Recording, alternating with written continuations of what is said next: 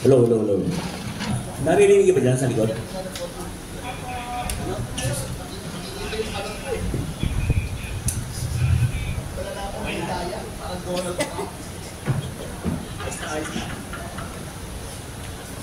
Narinig tayo dyan sa likod? Okay tayo dyan? Magandang umaga mga kapatid. Ngayon po ay meron pa. Hindi nyo na siguro kailangan ng introduction kaya Tony Perdito pa. Sabi lang naman dato, no?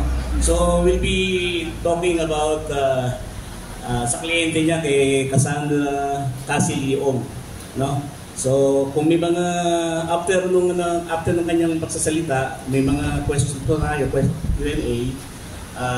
Paki-state muna yung pangalan nyo sa identity kung ano po. Okay, after mong salita. Okay, so atin si Atty. Perdito pa. So hindi ko na kailangan i-introduce kilala niyo si Atty. Okay, Atty. Ay, magandang umaga po sa inyo lahat and thank you for coming on a holiday pa. As it seems, walang holiday ang katotohanan naman. So thank you all. Anyway, gusto ko lang ginawin yung ibang mga issues, regarding Cassie Leong, kasi napakaraming nagsasalita ng ganito ganon, lalo na sa parte ng ating pamahalaan to mislead the public.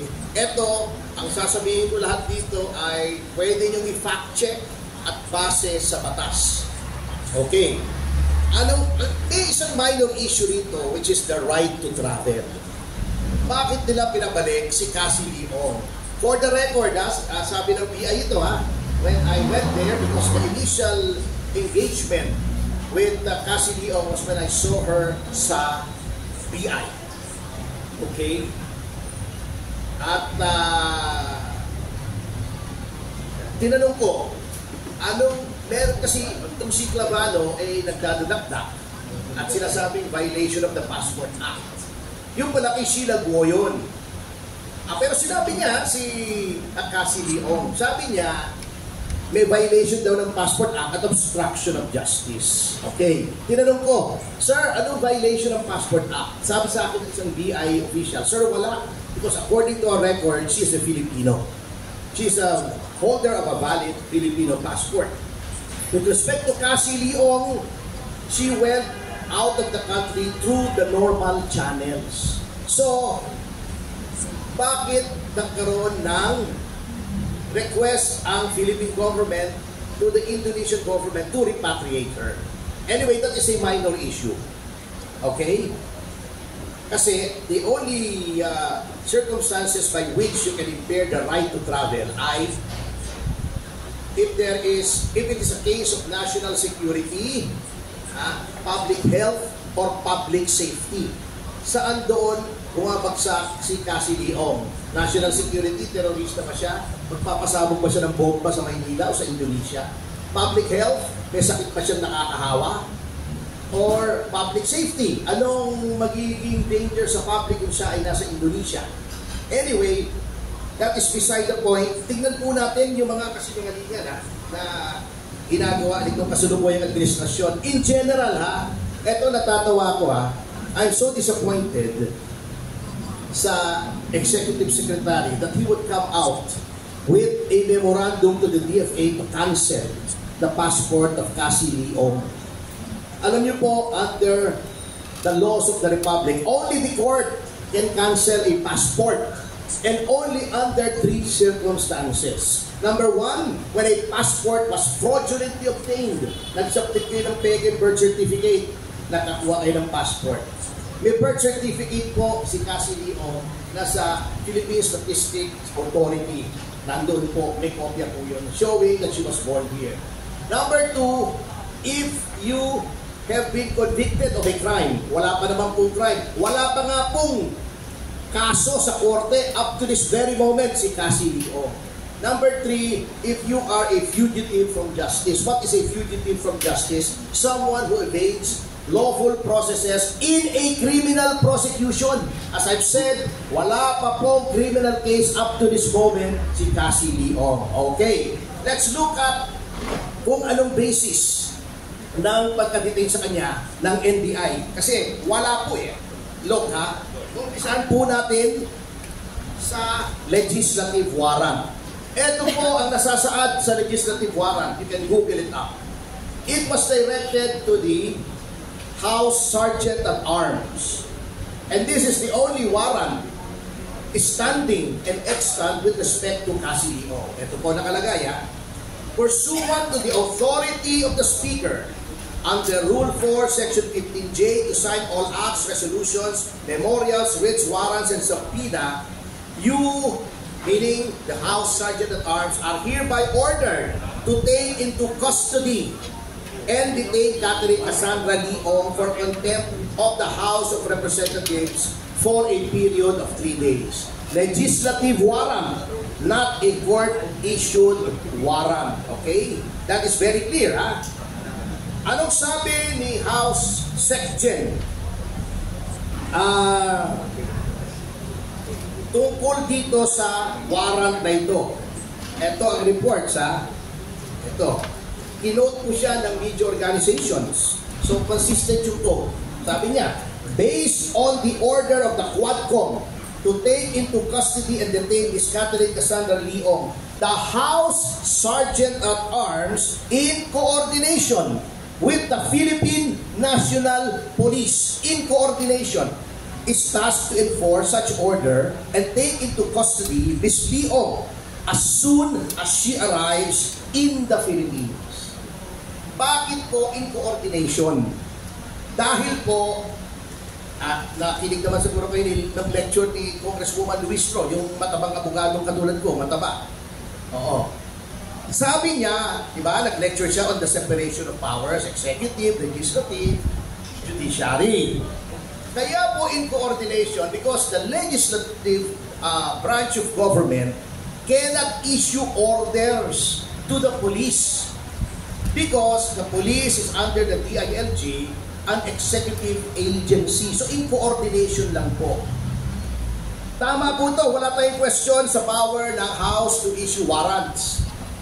Ngunit, eto po ang ganitong mga warrants ay restrictive in application. Pag sinabi mong Philippine National Police lamang. Hindi NBI, hindi AFP, hindi kung ano bang ahensya ng gobyerno. Okay. Kasi ito ay by virtue of the doctrine of separation of powers. Exception ito sa separation of powers. Case in point, sa tamang pag-custody ng isang tao na may contempt, na may warrant because of contempt. Lincoln Ong, kliyente ko rin, formally, after the Senate Blue Ribbon Committee had a warrant issued to take him into custody, di ba, alam niyo lahat, pumunta yung Sergeant at Arms, may kasamang pulis, pumunta sa kondo niya, inaresto siya, diniretso siya sa Senado. Doon ko siya kinakausap sa parking lot. Hindi pwedeng makipag-argue anyone about that kasi I have personal knowledge of this. Akong kliyente, ako ang abogado ni Lincoln Ong. Okay. So yun po ang dapat. Ang nangyari po rito, pagdating sa airport, dinala sa BI, kinuha ng NBI. Anong legal basis ng NBI para arestuhin si Cassie Leong? Wala. Bakit wala? Dahil walang kaso si Cassie Leong na nakafile sa court. Anong ibig sabihin nun? Since there is no case, there is no warrant issued by any court. Yun ang sinasabi ng iba na nagmamarunong na ang warrant daw ay addressed to any law enforcement officer. That is a warrant issued by the court. Di ba nakalagay doon sa warrant, mag-issue ng court to any law enforcement officer. Tama po yun.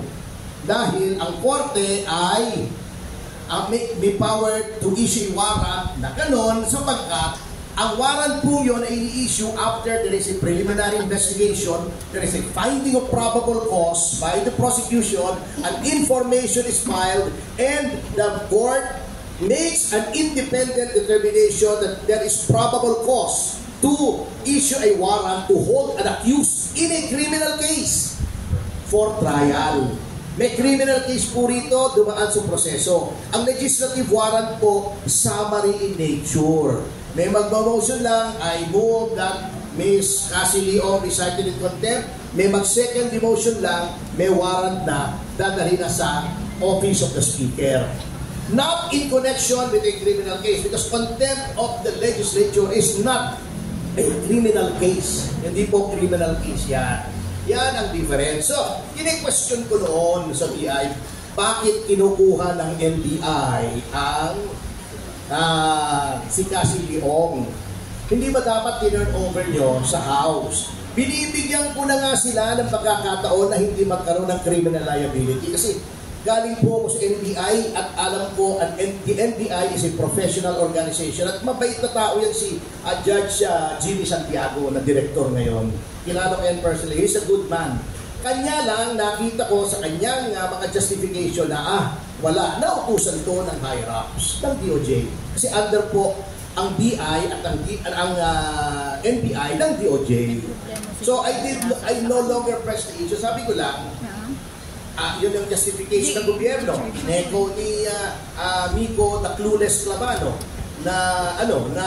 she is facing criminal charges, therefore she should be arrested. The operative phrase there is facing. Wala pa po. As a matter of fact, kai-inquest lang noong Sabado.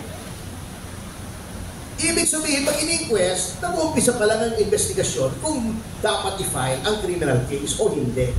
That is an admission that there is no criminal case. And we question the inquest dahil that case is not proper for inquest. Unang-una, independent of whatever defenses we may have on the substantive matters or on the elements. Ang inquest po ay proper lamang kapag warrantless arrest. Otherwise, it should go to the process, the normal process of filing a complaint affidavit, allowing the respondent to file a counter affidavit, then may reply affidavit, may rejoinder affidavit, after which, within 60 days, the prosecutor resolves the issue of whether or not there is probable cause. Ano po ang instances ng warrantless arrest? Tatlo lamang po yan. When the person arrested is about to commit a crime, may police, nakita nila, bumulot ako ng barel. Tututo ka sa niya, arestado ka, in question. Attempted murder, or attempted homicide. When there is a crime being committed, may binubugbog ka, physical injuries, nakita ko ng police, huli ka, ba't binubugbog yan? Sa presinto ka na magpaliwanag, inquest. Or a crime has just been committed and the arresting officer has reasonable grounds to believe that the person arrested was the one who committed the crime. May in-snatch na bag, hindi nakita ng pulis, narinig niya, may nagsisisigaw. Okay, tulungan niyo ako. Yung tao yun, yung naka-green, yun, no? In-snatch yung bag ko. Reasonable grounds, habulin mo, arrestuhin mo yung snatcher. Yun lang ang 3 kinds of situations na inquest. Bakit inquest ito? Obstruction of justice. Nasa Indonesia mo hinuli. Even kung may crime sa Indonesia, that crime was committed outside the jurisdiction of the Republic of the Philippines. Territorial po ang criminal law. If you commit a crime outside the Philippine jurisdiction, you cannot prosecute that here. Diba? Oh. So, harboring a fugitive, hindi naman continuing crime yun. Oh. Kasi Indonesia, kung harboring a fugitive, dalhin nyo rito, hindi na niya hinaharbor yung fugitive kasi nandun na sa inyo yung fugitive. Besides, without meaning any disrespect to the lawyer of Sheila Guo, hindi fugitive si Sheila Guo. May warrant of arrest pa siya from any court, yun lang ang fugitive eh. Kung may warrant, the warrant is final, tapos na ang remedies mo at iniiwasan mo yung process. Yun lang ang fugitive. When Sheila Guo was in Indonesia, she was not a fugitive. Even now, she's not a fugitive. Wala pa rin kaso laban sa kanya. Sasabihin ni Clavano, well, they are facing charges. Facing nga eh. Humaharap nga. Anong ibig sabihin ng humaharap? Hinaharap. In the future. Ngayon, wala. So, I believe na na-realize na ng NBI na may problema sa kanilang continued detention ng ni Sheila at ni Cassie Leong. Tumawag sa isang lawyer namin to inform us. Ito naman grabe naman. I-inform mo ako 30 minutes before ililipat na daw nila sa house. Ayan yung mga tiradang ewan na nakaka-disappoint. Alam nyo, talagang grabe ang ginawa nitong present leadership ng DOJ sa DOJ, binaboy po nila. Uso pa naman ang swine flu ngayon, kaya mas mabigat. Binaboy po talaga nila ang DOJ, winebonize nila pati NBI, very professional yung mga abogado nandyan, mga kaibigan ko nandyan.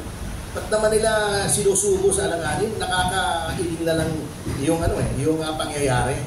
Walang warrant, walang kaso, i-detain mo sa NBI.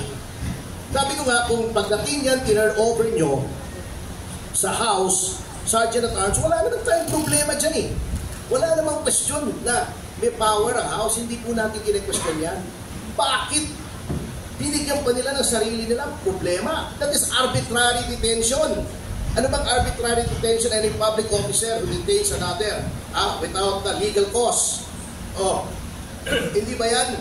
Public officer, mga NBI, dinetain nila si Cassie Leong at si Sheila Guo. Walang warrant, no nothing.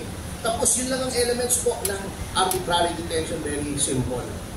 Pero alam niyo, they're only acting under order. So, titignan po natin kung paano hindi na natin madadama yung NBI. Sapagkat alam naman natin, hindi naman po gagalaw ang NBI ng alakanin. Former judge po si Judge Santiago. Alam niya ang batas, hindi naman sila gagalaw nang walang orders from above. So, tingnan natin kung pwedeng i-demanda yung mga taga-DOJ sa mismong DOJ. Let's check the impartiality or impartiality of the DOJ. Doon kami magdidemanda. Tingnan natin kung professional pa rin o nababoy ng talaga ang DOJ nitong current administration.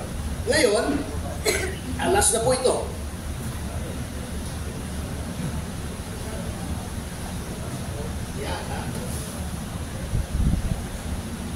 Ito po, siguro pamilyar na kayo rito sa picture na ito, no? Paki-discipline na lang, partner. Ang lumabas, sabi ng iba, ano daw, manipulated daw, etc. etc. Nandito po sa picture na to, I'm sure you're all familiar. Print na ako ng reference niyo para maganda usapan. Pero sa internet ko lang po kinuha ito.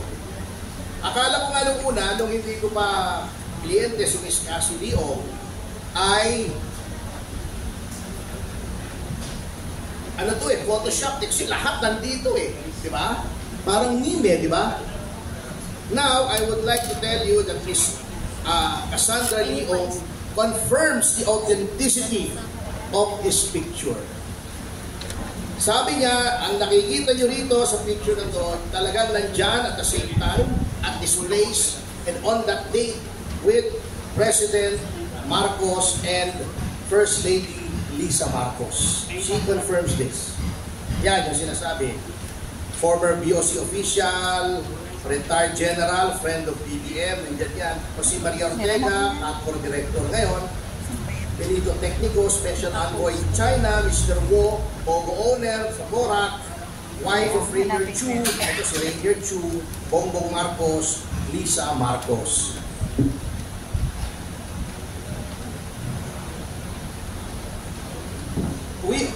This picture, yan. May hawak ako, maghihira ka lang. Moderator ka, magtibang trabaho, maghihira ang tao ka.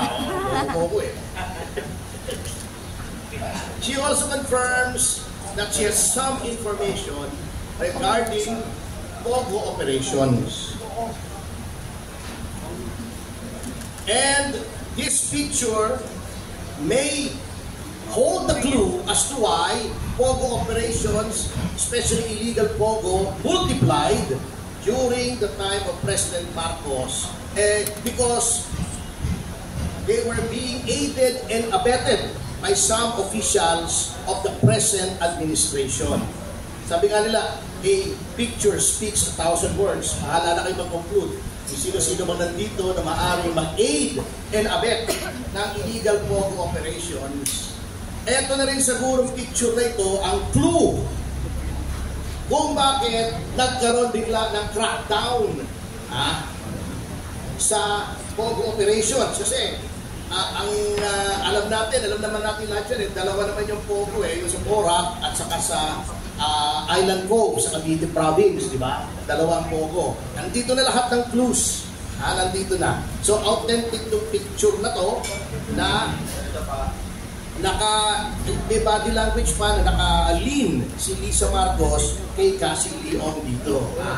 Okay. However, ang impormasyon po ito, from my evaluation, may be self-incriminatory.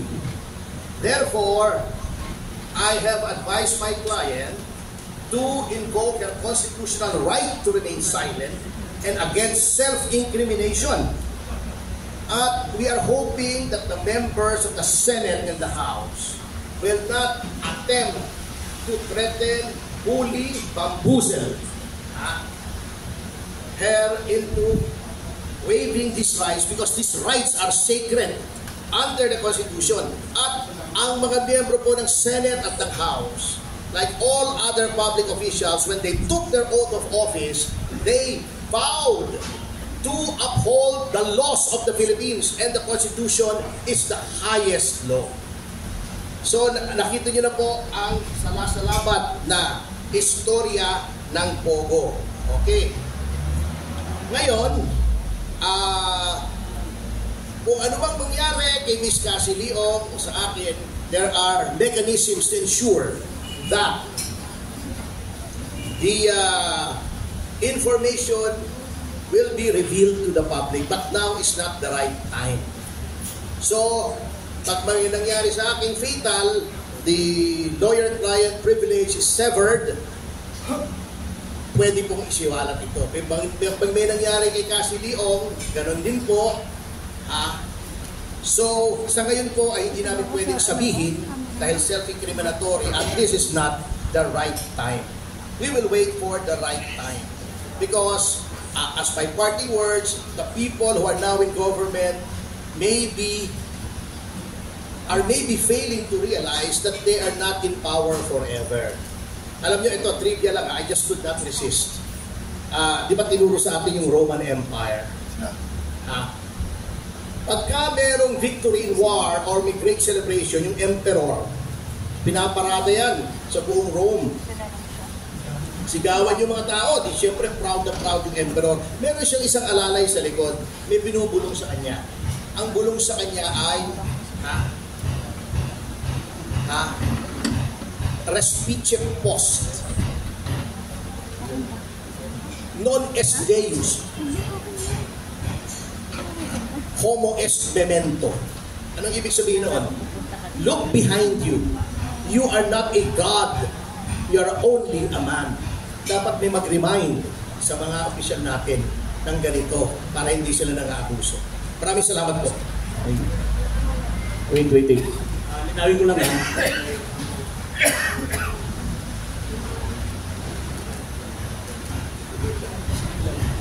Okay. Bago po natin, linawin ko lang kung at maaari, i-topic lang muna nito ang ating Q&A, no? After nung iba ating matis, after na lang nung kay Adsdo. Okay? Yung kay OJC kasi hindi po ako updated wala kasi ako sa Davao. I was supposed to fly there, kaya lang nahuli si Cassie Leong. Kaya nandito muna ako sa Maynila. Okay, paki-state lang muna kung pangalan tapos ang outlet. Ano po? Good